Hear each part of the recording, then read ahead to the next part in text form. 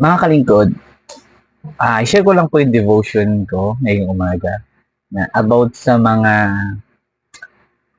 talinghaga, about sa mga binhi or ang pinapatukoyan dito ay yung iba't ibang klase ng tao na nakikinig ng salita ng Diyos.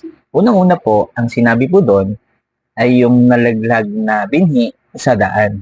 Kinain ng ibon at nawala.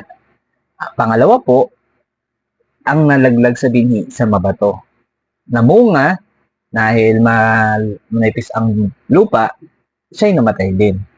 At ang pangatlo po, ang binhi na nalaglag sa matinik. Sinakal ng damong matinik ang binhi at namatay din.